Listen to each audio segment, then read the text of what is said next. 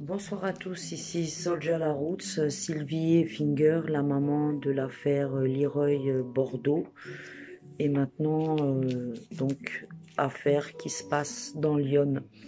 Je voulais vous parler ce soir de quelque chose qui concerne mes droits à la justice en France.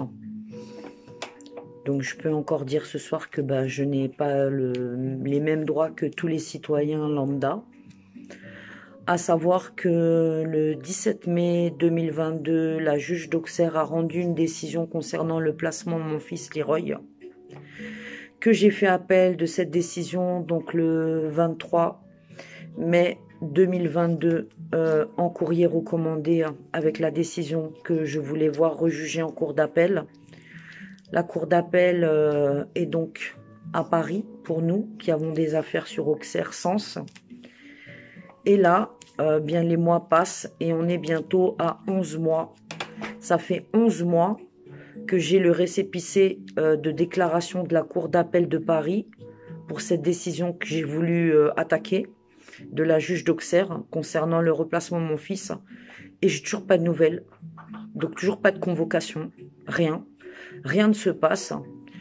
Et dans quelques jours, je suis de nouveau devant la justice à Auxerre pour savoir si donc Leroy sort de ce placement ou si le placement va encore être reconduit comme le premier placement où ça a duré 10 années, où chaque année on replace.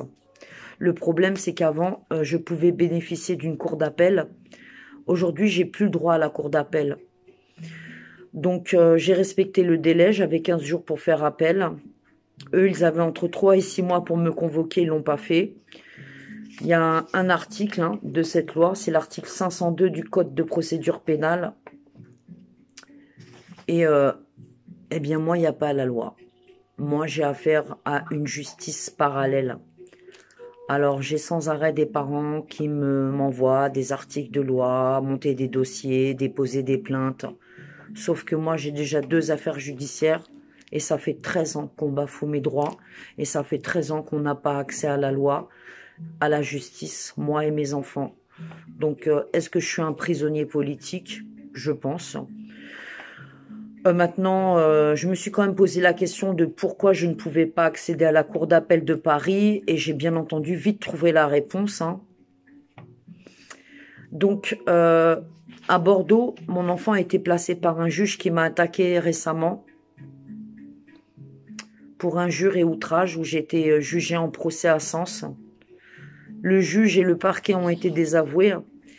Eh bien, figurez-vous que la personne qui se trouve à la cour d'appel comme vice-président est le magistrat qui a fait placer mon enfant au secret pendant 34 mois et qui est bien entendu responsable de l'état de mon enfant aujourd'hui. Mon enfant qui est bien abîmé, mon enfant qu'il faut faire soigner, qu'il faut faire suivre. Et je peux vous dire que c'est pas facile. Donc voilà. Sylvie Finger, elle n'a pas accès à la cour d'appel. Sylvie Finger, c'est pas une citoyenne comme les autres.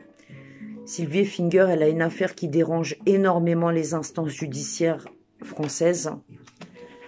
Et Sylvie Finger, eh bien, on la censure, on la salit, on la soutient pas.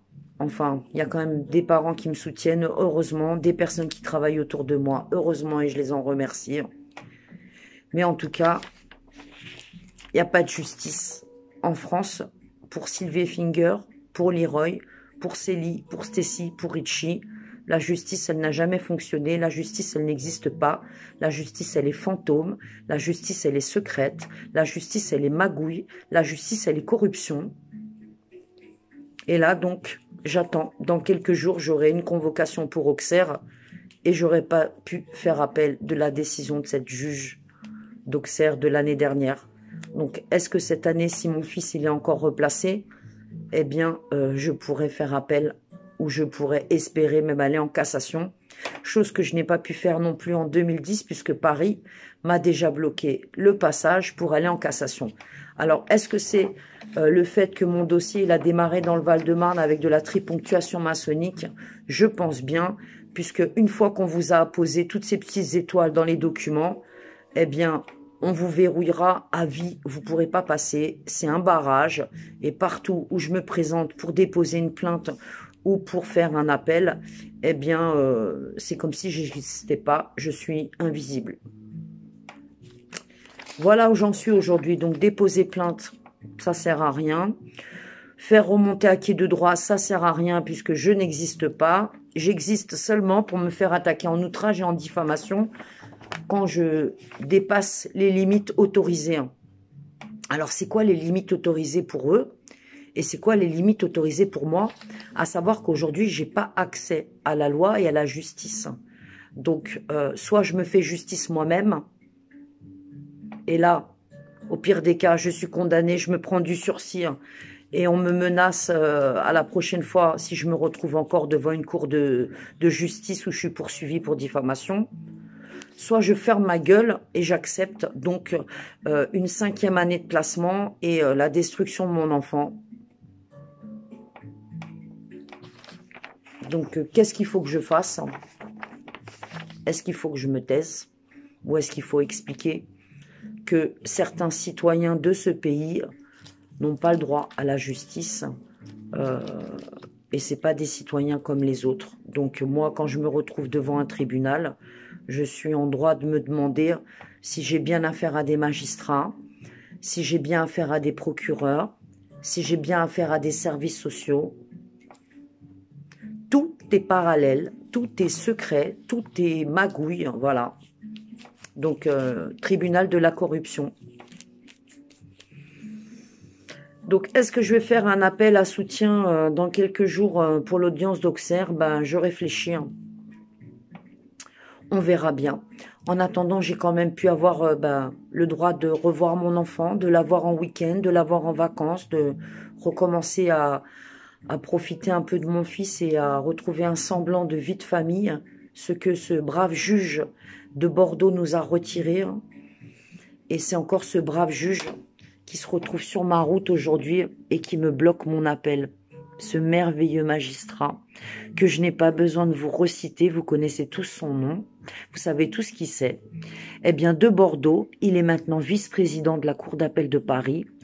Et quand je fais un appel, moi ou d'autres parents, eh bien, on se retrouve face à ce juge qui fait échouer les appels ou qui nous convoque tout simplement pas. D'autant plus que là, eh bien, Auxerre me traite différemment. Mes relations avec les services sociaux à Sens ne sont pas les mêmes qu'à Bordeaux ou ailleurs. Je ne suis plus la mère folle avec des troubles psychiatriques dangereux pour mon enfant. Aujourd'hui, j'ai des droits libres et des hébergements libres avec mon fils. Ce qui prouve quand même que je suis une mère saine d'esprit. Et ça ferait bien mal au cul à ce magistrat en cour d'appel de se retrouver avec un dossier comme celui de Madame Effinger, avec une juge d'Auxerre qui m'a confié mon enfant. Donc ça remet complètement en cause tout ce qu'a fait ce magistrat de Bordeaux et ses services sociaux et cette crèche et cet expert psychiatre. Maintenant, je vous laisse comprendre ce qui se passe. Alors, je ne vais pas l'insulter parce que j'ai pas encore envie de me retrouver au tribunal. Mais c'est pas fini avec vous, monsieur le juge. Ça ne fait que commencer.